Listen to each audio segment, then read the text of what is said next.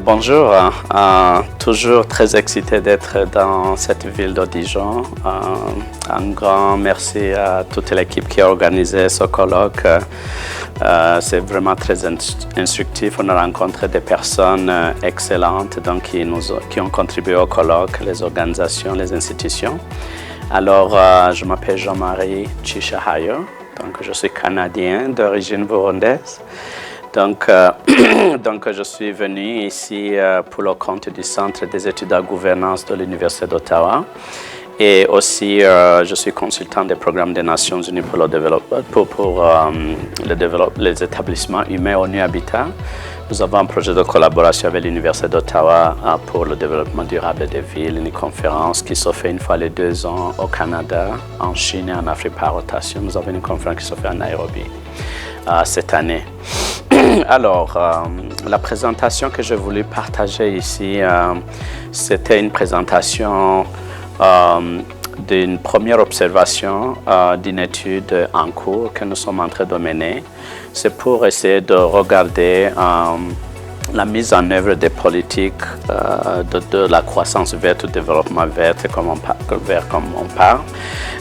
Quels sont les défis, la gestion de leurs performances, et puis essayer de regarder si la localisation des objectifs de développement durable sont vraiment possibles ou bien c'est impossible.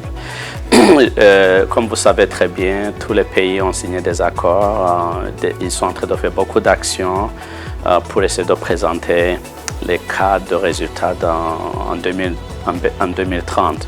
Mais nous, en tant que chercheurs et aussi praticiens, surtout formateurs, nous utilisons ces modèles pour essayer de développer les modules de formation des maires de villes, les conseils municipaux, les institutions de recherche municipales dans les pays en voie de développement surtout, parce qu'ils ont besoin de comprendre comment on développe les politiques, on les met en action avec les modèles concrets. Donc, ça leur donne vraiment une idée. Nous avons testé ça avec les formations que nous avons faites au Cameroun en 2017, avec les maires de villes et conseils municipaux à travers une conférence. Nous le faisons à travers mon collègue professeur Eric Champagne a développé des modules, je l'ai assisté sur l'évaluation des programmes publics par exemple. Nous sommes en collaboration avec beaucoup des écoles nationales d'administration en Afrique, un peu partout. Voilà.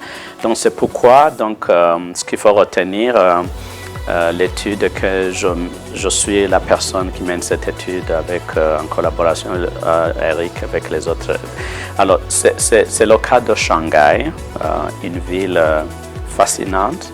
J'ai fait toutes mes études à Shanghai, donc j'ai vu la transformation depuis les années 80, 90 jusqu'à aujourd'hui, de façades depuis l'industrialisation, les économies de services, de la digitalisation qui est devenue une ville intelligente, mais aussi comment une ville qui se développe, urbanisée rapidement, devient une gentrification, devient une ville invivable pour les c'est pas pour les pauvres, pour la classe moyenne et les personnes.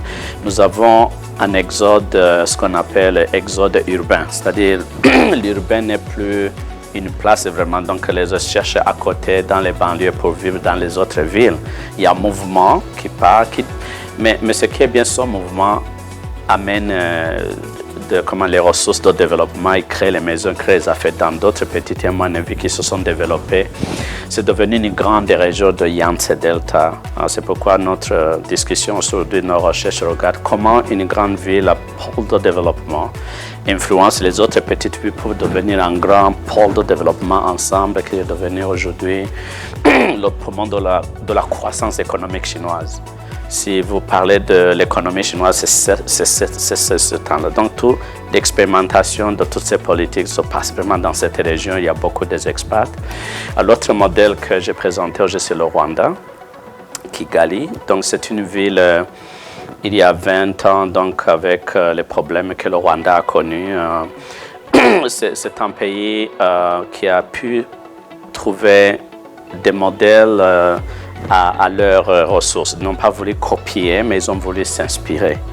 Alors, les autorités du Rwanda, plus les experts, les ambassadeurs, ils me parlent que tous les modèles sont aussi longtemps que ça marche pour vous. C'est un petit pays sans beaucoup de ressources, une nature très, très bien organisée. Ils ont voulu les économies de, comment dire, qui répondent vraiment aux défis environnementaux.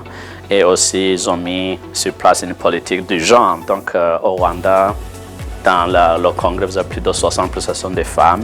Au gouvernement, ils dominent beaucoup c'est une partie des ODG pour intégrer les femmes dans son développement. L'environnement, c'est le premier pays le plus propre en Afrique aujourd'hui, d'après les rapports des Nations Unies. C'est le premier pays aussi où le plastique, tout ça. Et aussi, sur le modèle de Kigali, ils sont en train d'avoir les mêmes problèmes que Shanghai, je vous ai parlé. Ça commence à avoir l'exode urbain, c'est-à-dire les gens de l'urbain ne trouvent plus des maisons à acheter, c'est trop cher. Maintenant, ils s'éloignent de la ville.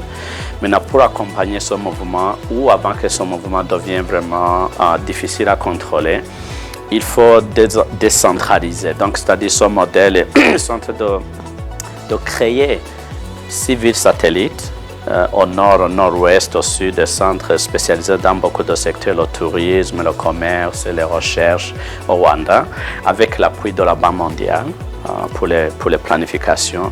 Je pense les planifications d'après les politiques, parce que j'ai dit que peut-être pour faire un petit retour sur Shanghai, nous sommes à 14e plan quinquennal de la Chine. Donc, où Shanghai aujourd'hui, avant, évidemment, il y a beaucoup de plans quinquennaux qu'ils ont fait, maintenant nous sommes là-bas. Et au Rwanda, nous analysons la politique nationale du gouvernement, une vision 2050. C'est pour que le Rwanda, aujourd'hui, l'urbanisation est 18%, la densité est très élevée dans le pays.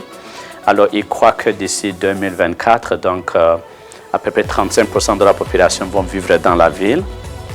Mais à la vision 2050, ils croient que 70% à ce moment-là des Rwandais vont vivre dans des villes où il y a tout, l'eau, l'électricité, donc les services accompagnants.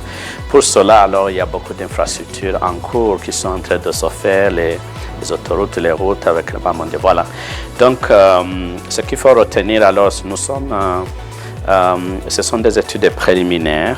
Mais je vais faire des missions très bientôt pour aller à Shanghai et aussi au Rwanda. Et nous espérons que les présentations que je vais faire l'année prochaine sera dotées aussi des données qu'on a récoltées, aussi que ce soit qualitatif, quantitatif, pour mesurer si les pays pauvres, ou bien chaque pays peut-être est capable d'arriver à un niveau acceptable, disons, de la localisation des objectifs de développement durable.